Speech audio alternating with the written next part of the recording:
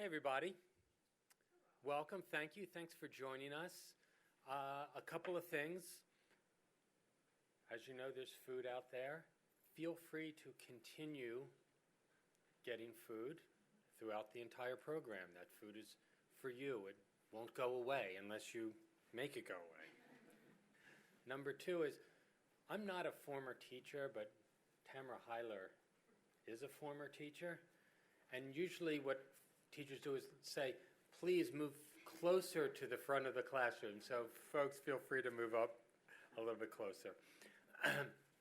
My name is Jim Kessler. I'm the Senior Vice President for Policy at Third Way. And 2017 actually this is the 35th year anniversary of my graduating from college.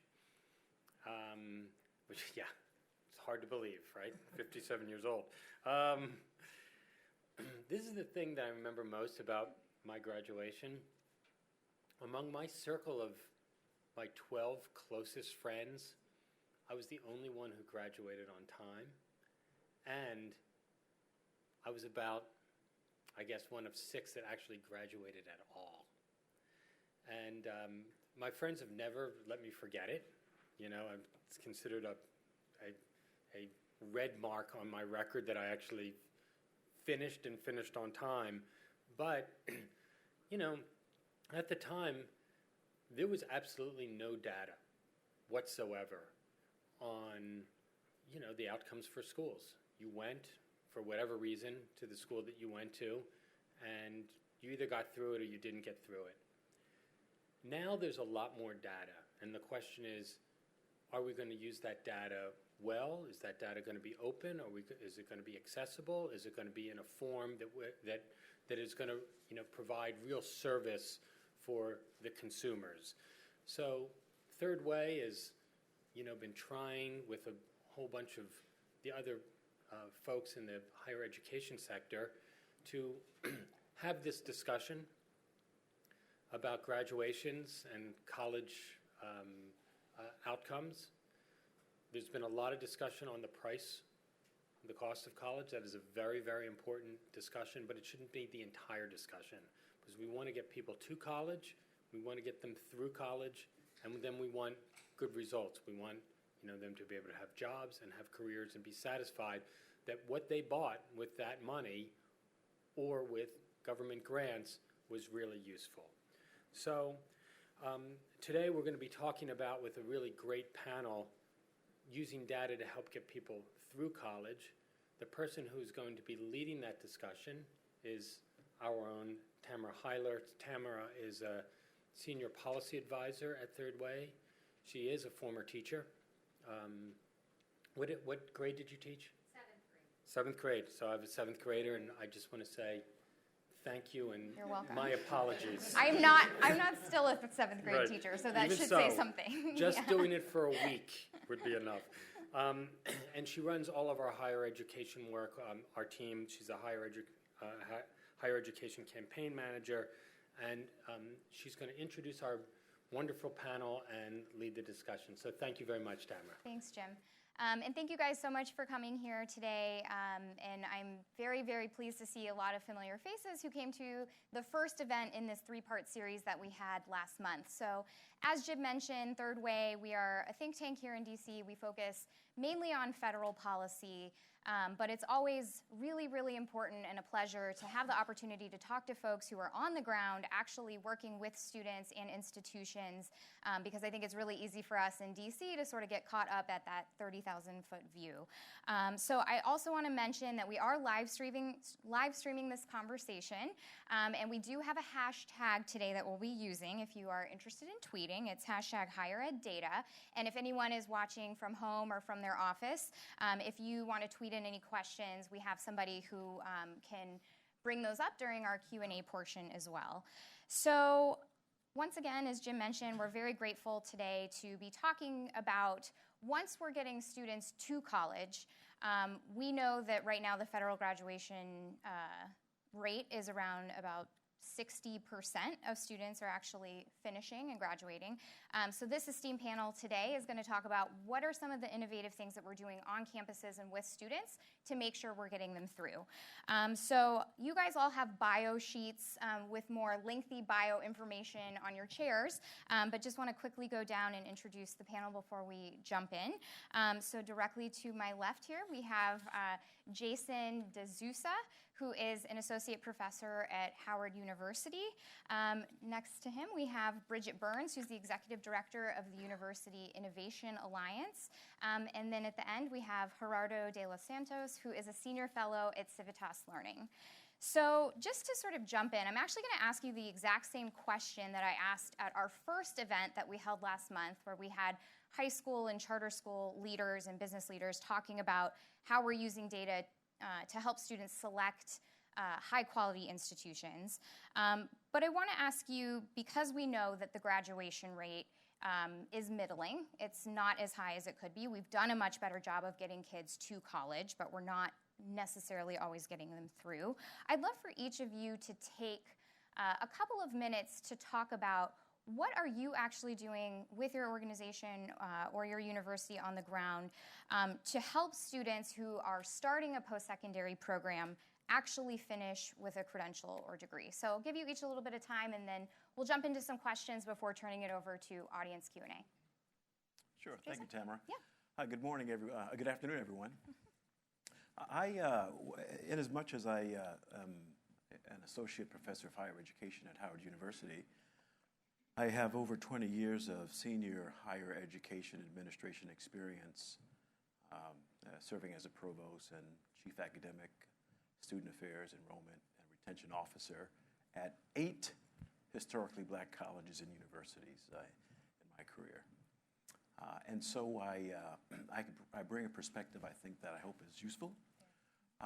One of the things that I'd like to offer from my former chair, in the chair I used to sit in as an administrator, is, especially in my roles as vice president for student affairs, is one piece of data I always insisted that we collect from students is the extent to which they have visited other places, the extent to which they have gone from their home in Baltimore to New York City, or their home in Austin, Texas, to Houston, or their home in, let's say, Atlanta to Savannah, Georgia. And the reason that's important is because I have found that the work that George Koo and others have done that's organized around high impact practices tells us that study travel, study abroad, getting students beyond the traditional bricks and mortar of campus makes a big deal for students. They're able to put things in perspective. And one example of that is a group of students I carried here to Washington, D.C., I believe it was 2014. I was at Fayetteville State University in North Carolina. And one of the students said, "Dr. D'Souza, I'm so pleased that we're here standing at the U.S. White House."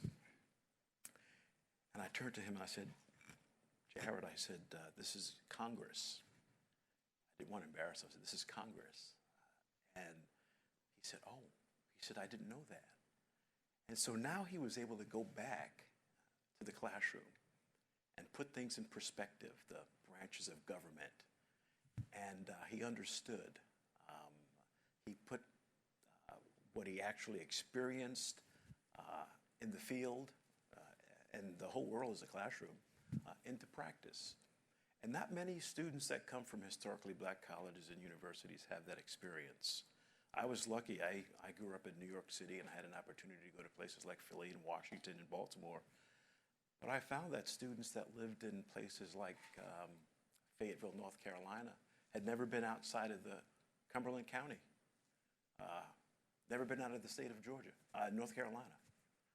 And so getting them outside the traditional bricks and mortar was an important way to do that. So I made sure that at every institution where I served as a vice president for student affairs or a provost, that we collect data on the extent to which students are actually getting outside the classroom and getting involved in study travel experiences. So I work with 11 universities spread throughout the United States who in 2013 decided that they were kind of underwhelmed by what was going on nationally in terms of, as you mentioned, the graduation rate is pretty abysmal. We fail half of all the students who walk in the door. We're not producing enough college degrees to meet future economic demand. We have a shortfall of around 11 million, although Tony Carnevale told me last week that number is actually a little bit higher. So in general, the productivity rate of the entire sector is not what it should be. But what's more troubling is that for the first time in U.S. history, low-income students are now the majority of students in public K-12. So the students who are going to be coming en masse are going to be the students predominantly from a low-income background, and historically we do a terrible job with those students. If you were born into a low-income family, which I was, in the 1970s you had a 6 out of 100 chance in getting a bachelor's degree. And after all of our talk about progress and innovation, it's been 30 years plus, and that number is now only 9 out of 100. So we basically made no progress in helping the most vulnerable populations. And if you think about it, we're leaving a lot of talent on the table, and it's really a threat to our economic competitiveness as a country. So these campuses united around a sense of urgency that going it alone to solve that problem would be a huge waste of time, energy, and money, and that students were the ones who are probably paying the price. So we've spent the last 3 years trying to figure out how do we actually get beyond being obsessed with our own boundaries and thinking as a collective. How do we actually start working at scale to take practices that have already worked? How do we work together to advance new research that would actually make a groundbreaking difference for the sector? How do we make things easy for overburdened administrators who work in institutions without resources, where there is a narrative that change is too hard and that's just not going to happen?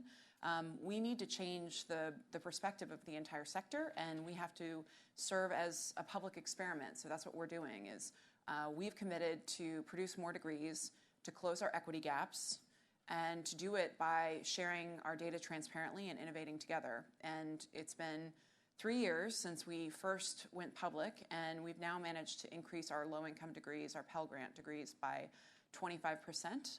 So each year we're producing about 5,500 additional Pell graduates, which is great, but we still haven't closed our equity gaps. We haven't done what we said we're going to do.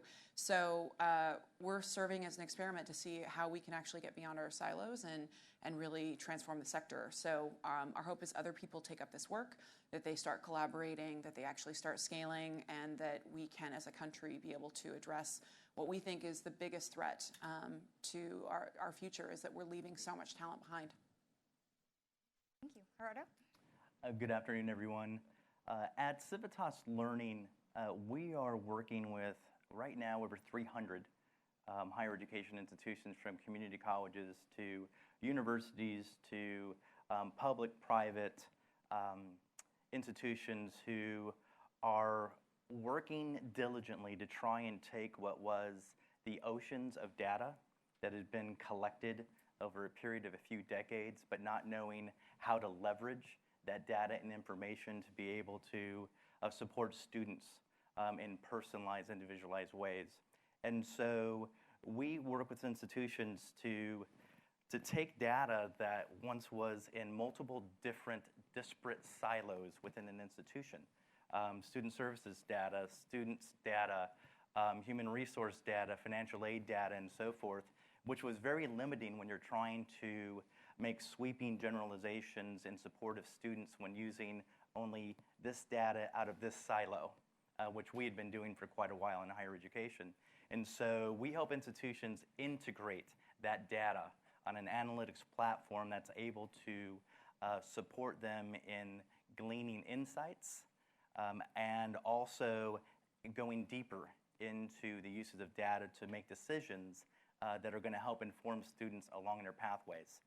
Another big part of what we're trying to help institutions do in support of students and student success is to help them use their data so that it's no longer simply being used for regulatory demands from the state for accreditation, where they spend all of their institutional research resources putting reports together that very few people see, that doesn't support students in any real way. And so the idea is to democratize the data, be able to move beyond what we call analysis paralysis, and get beyond just simply state reporting uses, so that that data is now being used to help support faculty, advisors, counselors, administrators, and even students when it makes good sense and in proper ways, so that they have a better understanding of how to support students while they're in the classroom right now. Not to look at data, what we call autopsy data, to look at data of students who are no longer with us because we didn't have the capacity to do that before, but to be able to say, how are we going to help students in the classroom this day, tomorrow, the next day, not look at just historical data and say, gosh, we hope we can glean something that's going to help our current students. And so it's about optimizing the data, and it's about being able to personalize and individualize the data to help students along their pathway to be more successful and to complete. Great. So that actually leads very nicely into my next question. That's fascinating. It's very clear at the top level that all of the institutions now are taking more time and effort, and there are more resources available to actually look at data that matters. And in fact, on Civitas's website, there's conversation around using both what you're calling hindsight, so things like data mining, and then also foresight, so predictive analytics. Anyone who's worked in higher ed policy in the last couple of years probably hears a lot about this terminology, predictive analytics. So these are both strategies that are being used at institutions to improve student outcomes. So you can start, but all of you can chime in. Can you talk a little bit about how data and the specific metrics and type of data that's being used on both the front ends and the back ends within institutions?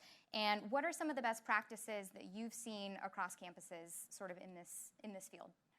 Well, thank you. And as I mentioned earlier, it's about using both historical data and current data of students. It's also about being able to leverage not just academic information, being grades, being what faculty will are typically used as metrics for students, whether or not how many times they show up to class, and so forth, but to be able to use non-academic data to help inform student pathways and persistence, because we know that we have a significant number of students who are academically, over a 2.0, or they're performing well, sometimes 3.0 and above, but are still not persisting. And so it's not necessarily due to academic reasons. We know that. It's due to non-academic reasons. Are they working 35 hours a week? Do they have 3 children? Are they taking care of their parents? In balancing that work and academic and real life socio phenomena that is that is our students today. And so it's about combining the data mining with predictability. And as I mentioned before, you only get to powerful predictors if you combine and connect and integrate the different silos of data. Until you do that, you're not able to leverage the strength of predictability to help students along their pathway. And today, up until quite recently, I'm sure everybody in this room has heard of the idea of the culture of evidence, trying to collect the data and information. But heretofore, we didn't have the technological advances to be able to mine that data and to have predictability in the ways that we do now. And so it's about integrating, it's about connecting, and it's about leveraging in new ways for students. And there are a lot of amazing examples of how colleges are using these types of insights. And so I'll give one. I don't want to take too much of the time here, but for example, Lone Star College in Houston, Texas, they're using Civitas's analytics platform to be able to identify groups of students who had low, middle to high persistence predictability. And so what they ended up doing was that they were able to target students based on their persistence predictability scoring, outreach to them through nudging. And here was an example of what they did for a certain group of students, is that they saw that they had high predictability of persistence, but they wanted to make sure that they knew that they were not too far from being able to glean a certificate or a credential. And so they nudged them, they reached out to them, and what they did was they did it it's also important how you do it. And so they did it in a very positive, affirming way, and said, you know what, dear Samantha, congratulations. We're really proud of you and the work that you've been doing thus far. But we know that for typical students that you're dealing with work, you're dealing with kids, you're dealing with life challenges. If any of these issues you're dealing with right now, please reach out to us. And the counselor or advisor is the one who's sending this message personally, because we'd love to help support you. And we want to make sure you're going to be successful. And by the way, again, great job. And so they sent this nudging message out, and you would not believe the response that they received. The administrators were telling us that some of the stories from the students were such that they said, we never received a message like this from our institution, or an individual within our institution, my whole life. I didn't know anybody cared. And that was enough to increase their persistence percentage by double digits. And so powerful, powerful stuff if you get information and support to students at the right time for the right students. So predictive analytics is definitely a compelling support and intervention or technology tool. However, it's not enough, right? It's 20% is the technology, 80% is the people. And I think that what we're seeing right now is, and we've been part of the problem, is that people look at us and they think, oh, UIA, predictive analytics, and that's like one tiny project that we've done. It's really one piece of the equation. It's much more complicated, and so what you have is that presidents and chancellors hear this at an annual meeting, or oh yeah, that's what I'm supposed to do, and they go home and they say, we're going to get predictive analytics. And then I later talk to them, or they are, meeting with their peers, and they say, oh yeah, we have that.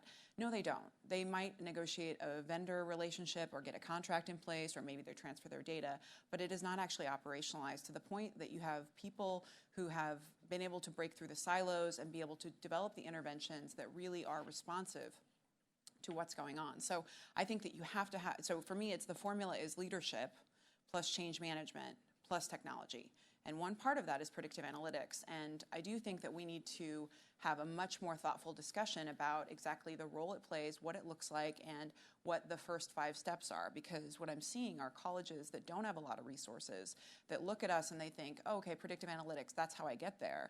And so then they go to a vendor, and there's a lot of them in the field. And we work with a lot of vendors. We work with Civitas, but we work with a lot of different vendors.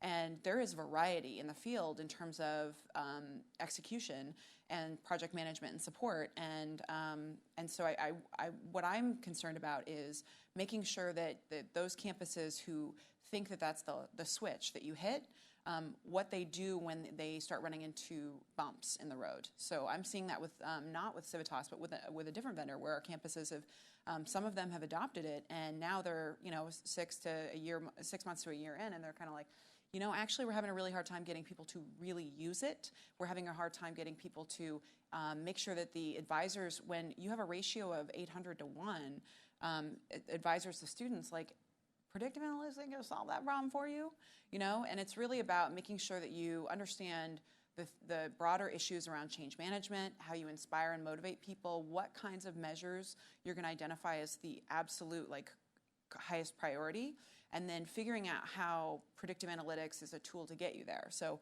for me, it's just the beginning of the conversation. I do think everyone should have it, but it is not widely adopted. How many campuses did you say you guys were working with? Right now, we're at over 300 for Civitas and growing. But I agree with you 100%. I mean, it's leadership is a big part of it, and it's a catalyst for conversations is what the insights are. within a culture of an institution, and it never ends. Yeah. Right. But if 300, and I know that the other vendors, there are lots of them have space in the market. 4,632 or something was like the last count of institutions, and there's 7,000 that are total, right? Yep. So a lot of institutions, not all of them are using this. They should be using this, but they need to use this and one, right? Like, there are other pieces that are critical. And I think that, when people ask us, like, what's important about predictive analytics, finding the right vendor for your campus is most important. So some of our campuses have gone through a couple different vendors and found that Civitas is the right partner, or in other cases, they've gone through other transitions. So, I would just say that predictive analytics is not just enough. It's got to be that plus other things. And but it is something that we need every institution to be using. I want to talk from my position as an enrollment management chief. When I worked in Maryland, it was very important to recruit students from Baltimore. Baltimore was an important market for us. Yet, we found that when students from Baltimore came to the institution for the placement examination, AccuPlacer, they, 8 out of 10 would place in the remedial level mathematics. So we did some deeper data mining, and we found that the scores, the SAT scores on math for Baltimore City schools was the lowest of all the counties. Well, Baltimore City versus the counties in Maryland. Montgomery was at the top. But we couldn't recruit from Montgomery because the kids from Montgomery didn't want to come to our institution. So they would say, D'Souza, where are we going to recruit our students? And I would say, well, we have to go after our Baltimore market, and we have to do the kinds of things that Bridget and Gerardo talked about, and that is getting to a culture of data-driven analysis. And so what we did in that regard was we hired one of the companies, and we did analytics, profiling, and we found that it was only as good, as Bridget said. It's only one piece, and it's complex. It's only as good as what the faculty put into the system, and it's only as good as what everybody else does with the information. And so, if faculty members do not put midterm grades in, it's difficult to discern what a student will get at midterm, where the student sits. And so we kind of, urge faculty to get midterm grades in. Many of them could not do that. The other thing is that we found that by getting the RAs, by getting the intramural coaches from the various intramural teams involved, and getting other people involved was a way of getting the information to students. And what we found basically was that if a student missed 2 or more classes, that they were certainly more likely to get a D, F, I, or W grade than students who had missed less than two classes. And so it was very important for us to get out there, get the RAs to bang on doors when we didn't see a student in class. And I remember when I was a student at Morgan State University, if I didn't show up for my 9 o'clock biology class, 9 to 9:50, well, Dr. Wilson was there at 9:55 knocking on my door, saying, D'Souza, I didn't see you in class today. Where were you? I think that historically black colleges and universities have moved away from that. And I do think that given the kinds of students that we serve, I think we have to get back to that. And Tamara is right. The numbers are disparaging. However, it's not 6 and 10 for African American students at HBCUs. It's more like 3.5 out of 10 that'll complete. And if you look at the males, it's like 2 out of 10. And so getting someone to constantly knock on the door and getting someone out there to say, hey, John, you need to be in class. You need to be involved in supplemental instruction and these kinds of things helps. And it also is important for provosts and presidents and others, department chairs and others to say that putting in midterm grades are important for students to know where they stand, or else they go into final examinations just blind. Yeah, that's exactly the point, and leads into this question, which is that I think a lot of times when you hear people talking about data or predictive analytics, that oftentimes people go to a place of saying that, oh, that's just institutions trying to like turn students into widgets, and we're depersonalizing education. And, obviously we don't have the infrastructure where a professor can necessarily, go knock on a student's door if they don't show up to class. So what are efforts that are being made on campuses that are actually making sure that the increased and expanded use of data and these predictive analytics models and some of the +1 things that you guys are talking about are actually helping real students and not depersonalizing the higher ed experience for people who are on campus today? Well, I would just say that, first off, this idea of like the boogeyman turning you into a widget is assuming that it feels great to be in a poorly designed enterprise that doesn't treat you like a human being. Because I think it's very dehumanizing, the current experience, where it's not designed based on any historical data. We absolutely know that there are things that you should not be doing as a student or that are the wrong road, and we just let you do it. And how does that feel, right? Like, we need to contrast that with something that's actually designed around your needs, or at least cognizant of historical data. Like, I mean, for me, you can look at a lot of examples. People frequently cite Georgia State, but I see this happening at my other institutions that, again, it's 20% technology, 80% people. So it's about making sure the alerts go off when people make a specific move that historically is likely to predict failure later in their academic career, and then setting up the humans to be able to intervene and figuring out what is the right means by which the humans should talk to them. So is it texting them immediately? Is it calling them and bringing them in for advising hours? So that's what Georgia State does, is they set it up so that the alert goes off of the 800 indicators that are based on historically what they know is a fast track to failure. In terms of, based on the models. And then every Monday they get a printout, and then they intervene with 3,000 advising hours. Well, that's not, that's the part where people are thinking, well, oh, you're going to probably track them into less quality majors. No, the highest increase that they've seen is biology and computer science. So it's not actually a fast track to a depersonalized experience. But I do think that people need to be raising the fact that the whole enterprise is not designed around students as it is currently. And so the idea that there's any kind of customer service awareness or any kind of an intervention based on like how we actually know people are using the institution, like that's preferable. And we shouldn't assume that the status quo is like more humane. Anything to add? Yeah, well, I couldn't agree more with what has been said.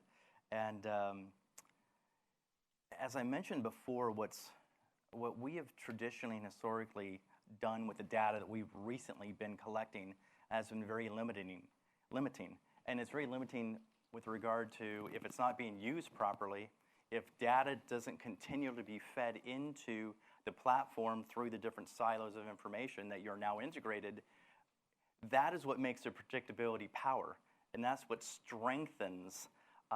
The more data that you put in, the more information that's shared through predictability that then you test, you talk about. It's not an automatic answer or a switch through analytics.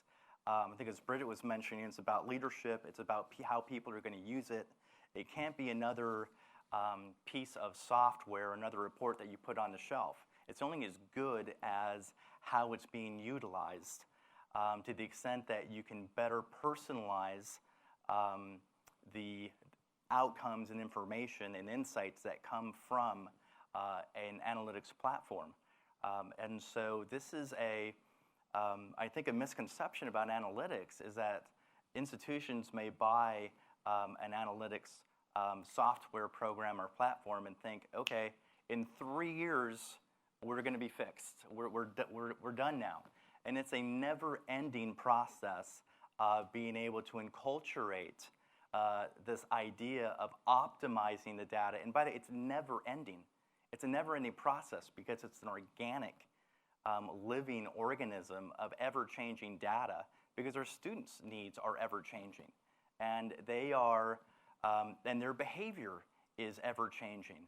And so I think that is something that we need to help do a better job of helping institutions understand that this is a continuous loop of learning that never ends, and that it is only as good, again, has been said, as the leadership and those on at different levels within the institution that are utilizing it. And it's on, I would say, it's on those who are providing the software and the platforms need to continuously be talking with the leaders within the institution, the faculty, the counselors, the advisors, to ensure that the software is actually user-friendly, that they're actually going to use it, that they understand what this means when they're supposed to click on this little mode or dial on the software and know what that's going to mean. Because otherwise, it's going to be something that's going to be put on the shelf again. And so it has to be understandable in order to be used. And that's something that we work diligently on, but it's an ever-ending evolution and process of understanding and working together. Let me just say something about the most marginalized group or the lowest performing group on historically black colleges and universities, African American males, and to create non-widget-like environments for them, or as we say in student development theory, human scale.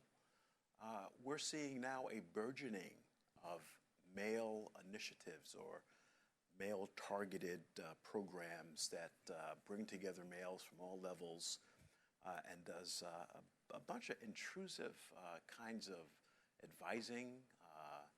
It does programs. It does targeted workshops that young men may not get at home.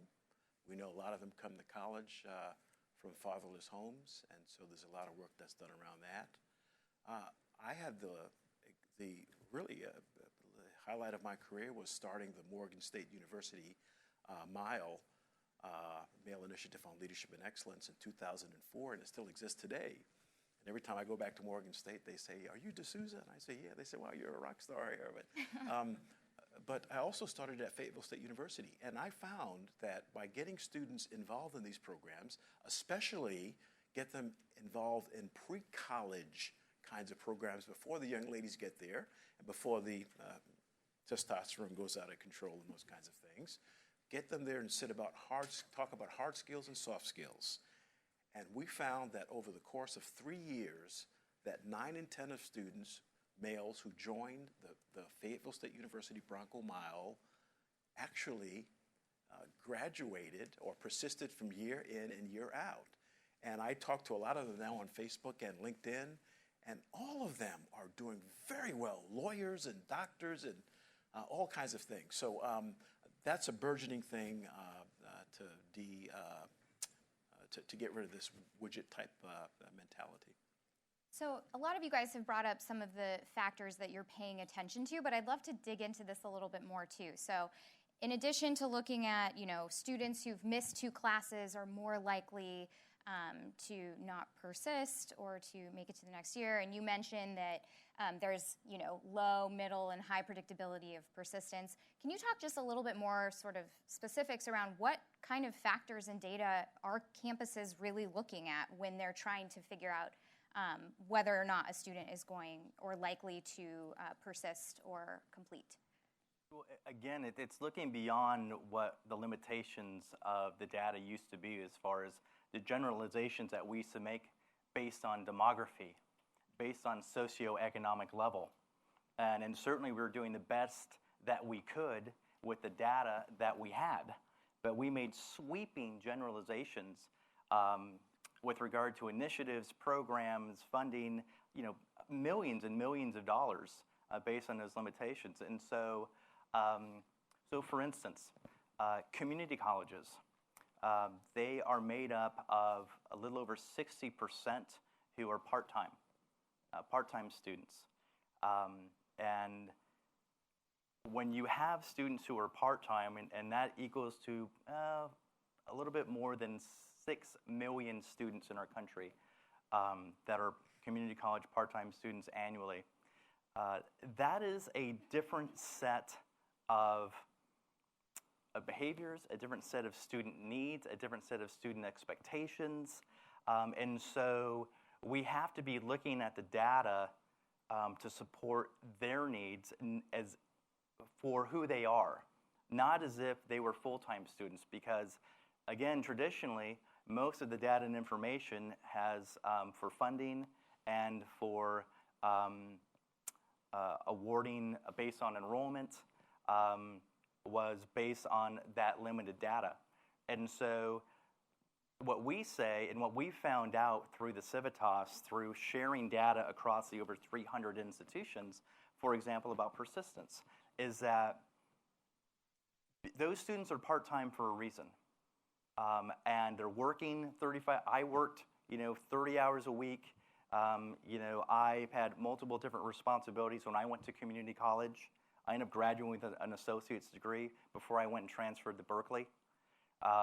But had all of those, what would be called at-risk factors for those students. And so, so they can't go part-time, most of them. And so the idea that how are we going to increase their persistence rates, what we have found is for those part-time students, particularly community college students that are taking one course, is if they take one more course, that their probability of persistence increases. If they were taking 2 courses, then they take that third course. Courses, let's say, going down the road to engineering and then finding out that they can't do well in calculus or calculus 2, or in the more difficult math courses, and then they change over to let's say a liberal arts area. Well, you just exhausted a lot of earned hours and attempted hours. And we know that there's that 150% rule that once you get to 180, that's it. And a lot of our students are getting to the 160 area of attempted hours, and that really is not built into the early alert system. And we've got to do a better job at building in when students get closer and closer to that 150% rule, that 180 hours. When they get closer, some bell needs to go off and says, you only got 20 more hours to go before you can graduate, but you got to take 32 hours. And that's real, and that's the issues that we face. I just think it's insane to let a bunch of 18-year-olds take out thousands of dollars in student loans and choose from a buffet of options that include up to 3,000 majors without any information about what the labor market is hiring, what really that degree might be adjacent to. What are we thinking? Talk about what's dehumanizing. That experience and the presumption that somehow because you've navigated high school and you've survived and you made it to finding a college, that now the Hunger Games begins, and that it's okay that we haven't thought through based on historic, very obvious blood on the tracks, right? That phrase that it's very obvious. We lose students left and right because they choose the wrong. It's major selection that is not designed around people actually making an informed choice. It's also that they register for the wrong classes from the very beginning. They register for super interesting classes that have nothing to do with their program of study. They miss advising appointments. And part of it is because we assume that they know what an advisor means. The word advisor is based on this presumption that you know what the value of that person in your life should be. A lot of people don't actually know what that is. Financial aids process, everything is not designed around the user. Everything is designed around the grown-ups. And what the consequence is that we're letting a lot of people become entrenched in student loan debt, and we're not intervening when really obvious things happen. So I told you that Georgia State has found their 800 indicators. Every campus can find their 800 indicators. It could be something as simple as registering for classes. It could be that you used to go to the gym every single day and all of a sudden there's 3 weeks where you're not, and somebody should actually pick up the phone and call you because there might be something going on, right? We have card swipe data. We have such high-touch experience with students that it would be very easy for us to be able to engage with them. Faculty see things going wrong in their class, but even then, they don't necessarily always have the alert system designed for them to be able to say, hey, we got something going on here. Or do faculty members even know who all the first-generation students are in their class? I just think that the whole enterprise is not designed around students, and so data is one of the absolute essential tools for us doing that. And in the end, it's got to be something that has to be raised as a priority, because otherwise, this whole narrative around the student loan crisis, or this narrative around the value of a college degree, that people are skeptical about it, it's really rooted in this. It's that we have somehow the look to your left, look to your right. One of you is going to be here in a while. Because we went through that, we think it's okay. And it's not okay. So I know I need to get to Q&A. I just have one more question for you, and then I'll turn it over. Just very quickly, obviously we work in federal policy and, would love to see some of these efforts being scaled at a greater level. So what, in your opinion, is the number one biggest thing that maybe the federal government is standing in the way of allowing this to sort of scale? And or, if there's something that the federal government could do in the next HEA reauthorization to help scale these efforts, what would that be? Well, so I know that I've been bumming you out with my answers prior, but I actually have hope, which is, my campuses are showing that you don't actually need to pull campuses by the neck to be able, policymakers do not need to lead on this. Actually, institutions are really transforming themselves, and they're helping to transform each other. Mine have increased their Pell degrees by 25% in 3 years. That's something I don't think that I could see a federal policy I could point to that has had those kinds of results. I think that the incentives and the value system rewards are out there that need to be paid attention to. So who are you letting testify? What exactly are their numbers? Don't be putting out panels of people where you're only focusing on elite institutions. Look to the people who are actually doing the hard work, and there are a few things that are the trappings or the rewards in higher ed that federal policymakers control, and I think one of them is who you highlight. It's also the anecdotes that you focus on. I think that finding places where you can get out of the way is nice. One thing that I would say that could be helpful is I tried to benchmark whether or not my campuses were really outpacing the field or not. And because that data is not federally available, I can't find that out. I don't actually know what the pace is for improvement of Pell degree production is over the last few years at other comparable institutions. And I think that's perhaps one place where that would be helpful. But otherwise, again, I don't think that, I told you it was a design problem. Well, administrators and presidents and faculty, we're all waking up to this, and we're finding that we need to find technology partners and we need to find allies in other campuses, but this is entirely something that's fixable because we've seen it. We've seen campuses eliminate race and income as a predictor of outcome and do it in a very short period of time. So transformation, totally possible. It's a design problem. There is no one twisting their mustache in an ivory tower somewhere. It is a design problem, which means it requires a design solution. And so you need to equip people with the capacity and the resources they need and also the technology tools. But it's totally doable, and I don't think that it's something you need to force institutions to do, because my sense is on the ground, I don't know anyone, I've never met anyone who works in higher ed who isn't passionate about this stuff, who isn't passionate about helping students. If they'd go make money somewhere if they didn't care about students. So, this is something where the motives are there. It's just a matter of reinforcing using the existing value system. I would throw in two things, and I'll say it very briefly. Number one goes back to Bridget's issue about Pell Grants. I don't think the field is level when it comes to assessing fall-to-fall, first-time students' retention. I think that when you have students that come from Pell eligibility rates that hover around 70 and 80%, it's hard to say that we're going to judge your retention rate against an institution that may have a 20% Pell eligibility rate and that may have more resources to provide supplemental instruction, tutoring, and all those other kinds of things. I think HBCUs are on an uneven playing field when it comes to that issue. I said there was a second one, and that is Title III funds are issued to developing institutions. Title III Part B goes to historically black colleges and universities to develop capacity.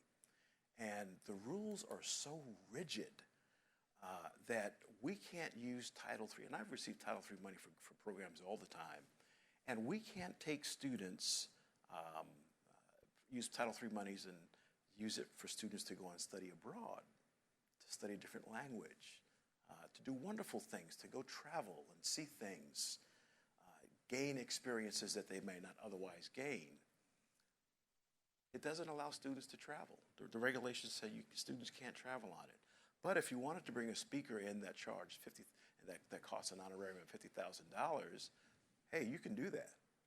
But it doesn't seem to make sense that you can't pay $20,000 for a bus to take students somewhere, or take 10 students and pay $15,000 for plane tickets to go somewhere and study. That rule needs to be changed at the federal level. I said that once to Arnie Duncan when he was Secretary of Education, and he didn't say anything back to me. I said it's Congress's business, not mine.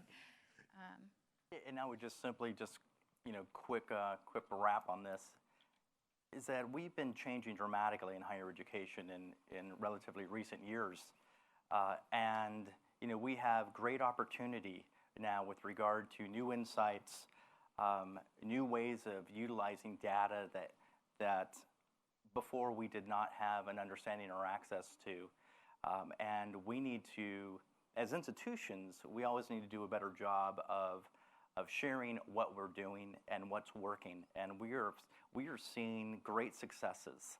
And as Bridget said, and it's not taking 10 years for initiatives and for uses of data to produce outcomes that are really making amazing changes in the lives of students. And so we need to be sharing that. We need to be helping our federal partners to better understand, as we're continuously learning, what we need with regard to support, particularly as the metrics that are driving the funding are more and more performance-based. Accountability is not going away. How do we leverage that to support our institutional cultures to continue to grow and learn, but do that together in partnership? And that is a long road ahead of us. But again, it's one that is it's not static.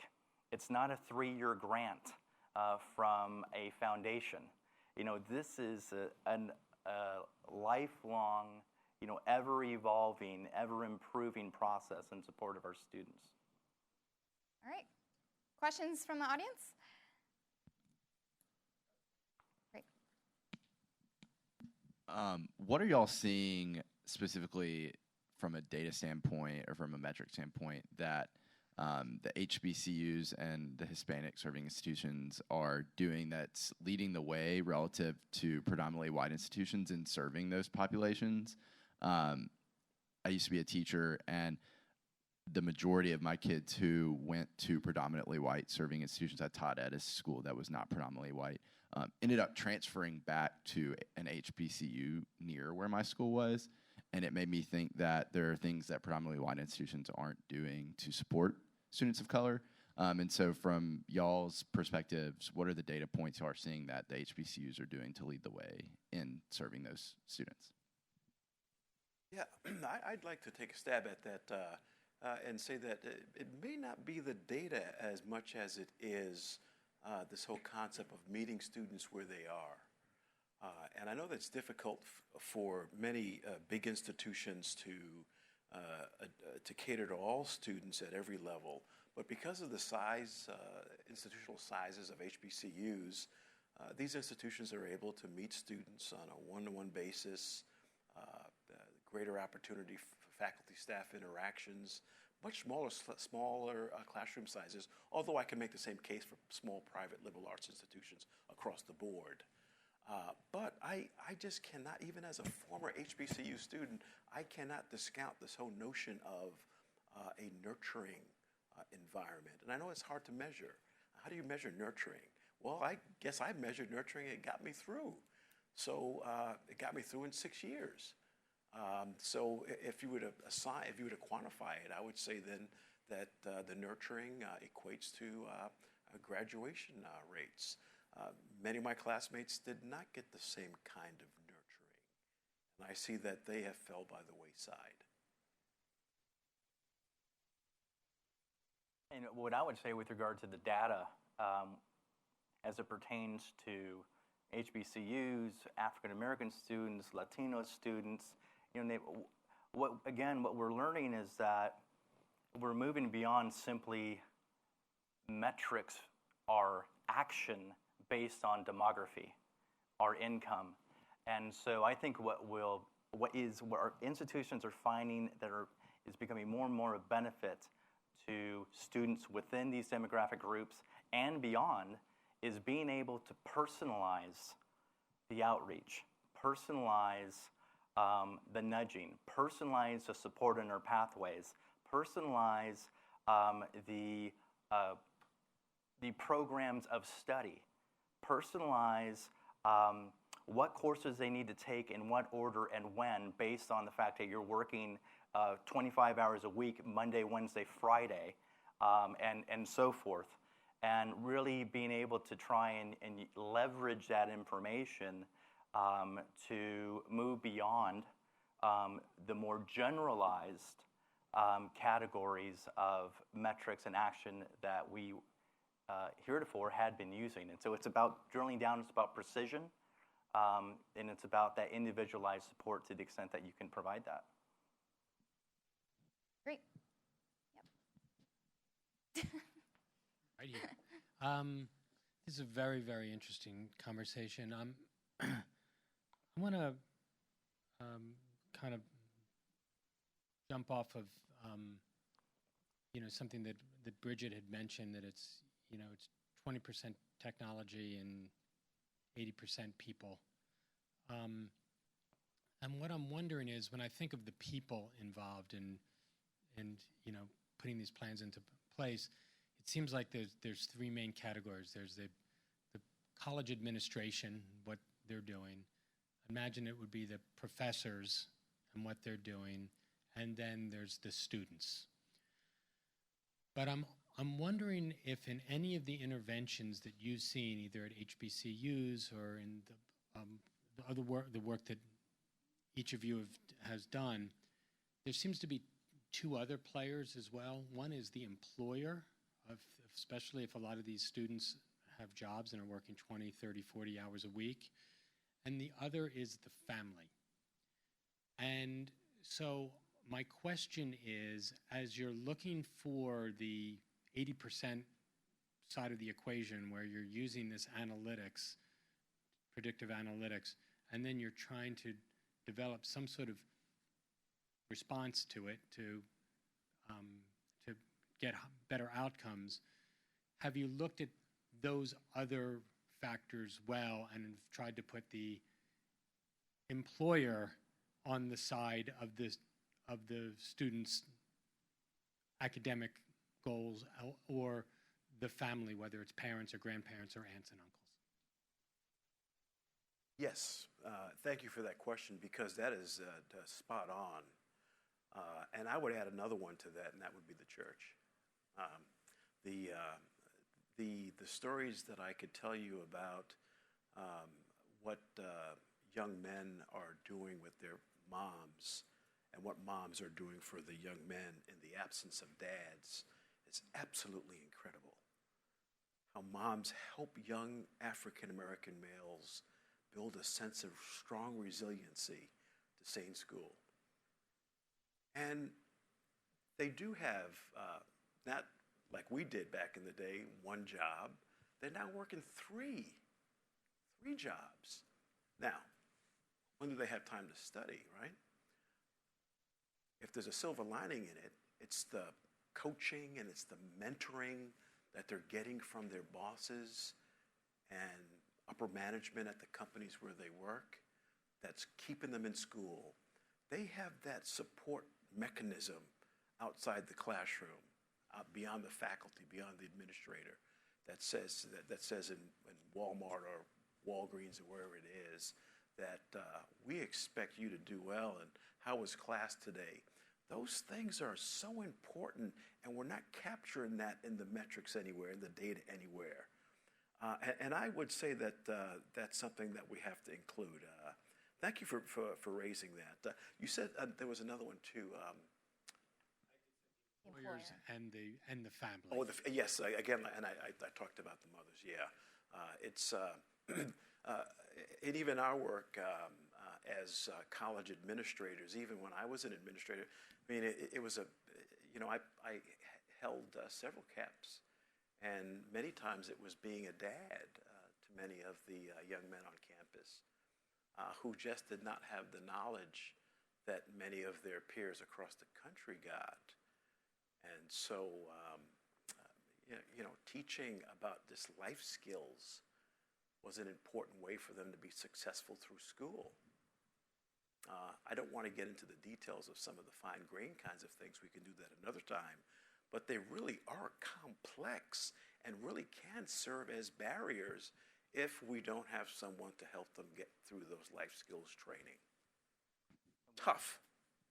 And with regard to the workforce piece, we can have a theoretical conversation about what the role of higher education is in this country and beyond with regard to whether or not the goal is to get a job or to be liberally educated and think. And the pendulum swings, in that philosophical conversation all the time. But with regard to the connection to the workforce and potential jobs and what it's going to mean for careers for our students who are earning credentials, whether it's an associate degree, a certificate, certification, or an undergraduate degree, we, as well as many other organizations, are supporting institutions of higher education through something called Degree Map.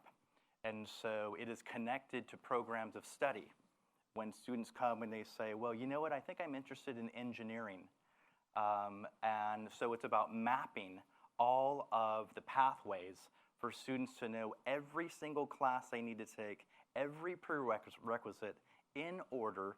If you transfer from the community college to your four-year college or university partner, then all of that is going to transfer, and you're not going to have, like the average in the state of Texas, 98 credit hours that have been accumulated when you only need 62 for an associate's degree.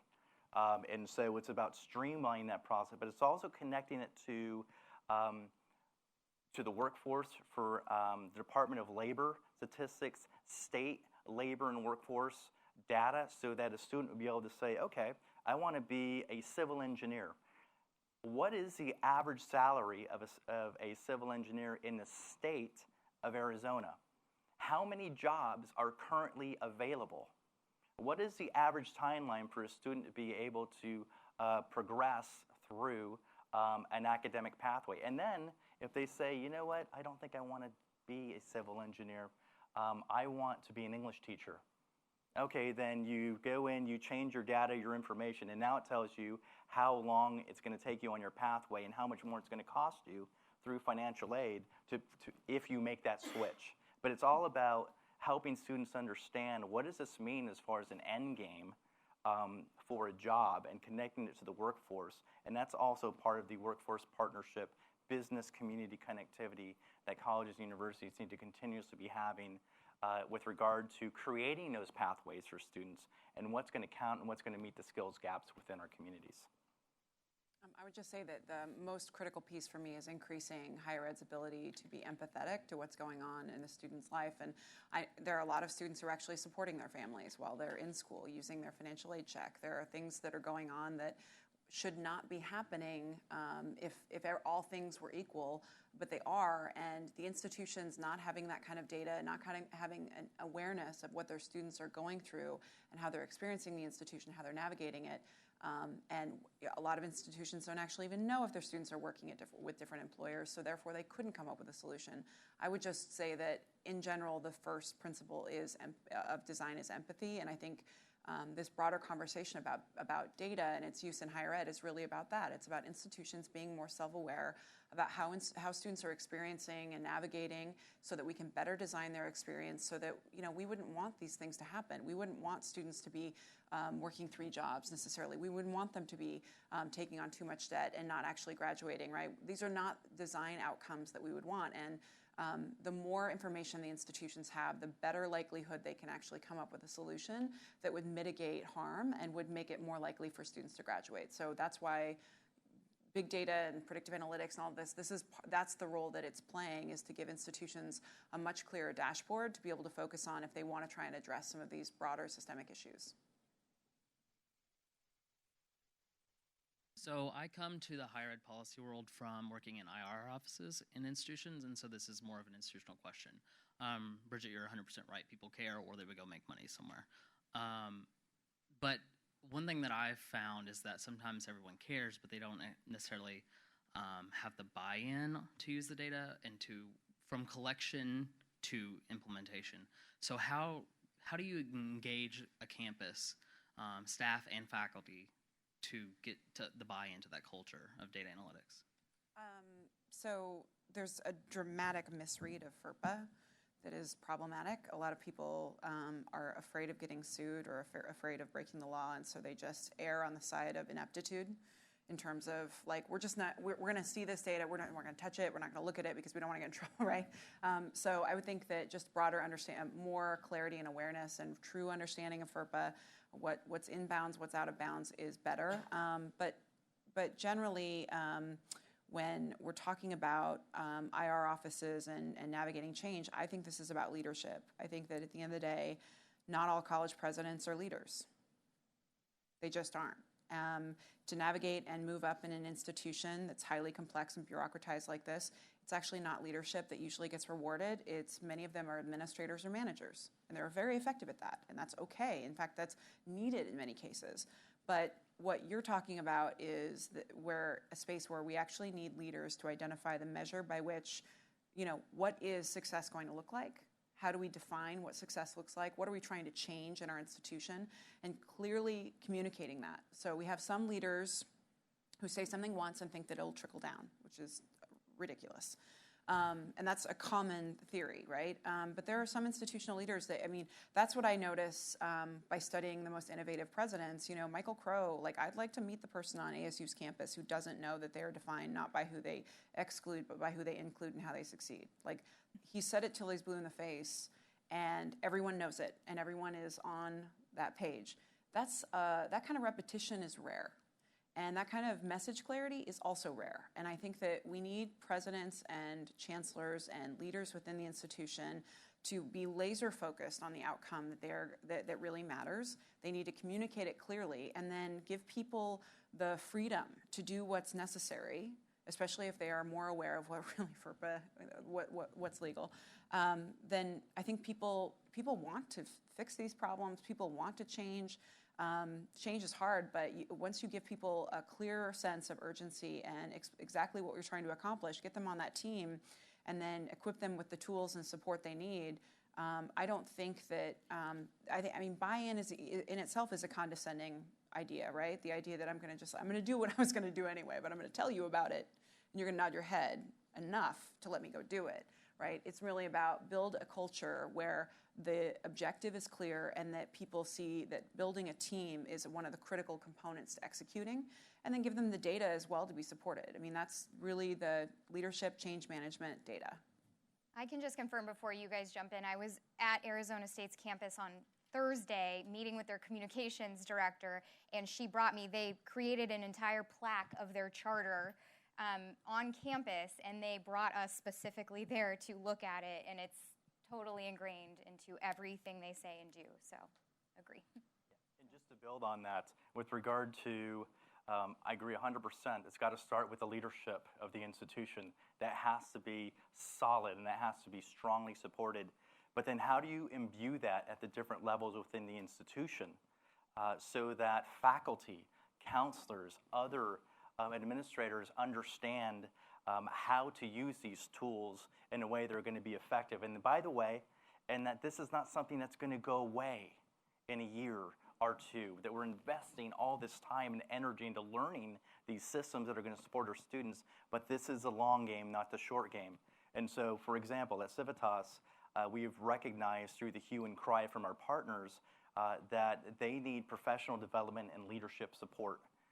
And so we have created something called the Next Generation Learning Academy, where we're currently working with 5 different universities and community colleges to take a cohort of their rising stars, from faculty to advisors to administrators, and to take them through a year-long training where we talk about how do we best utilize and support students through analytics, through data, and we take it, and that's all under the guise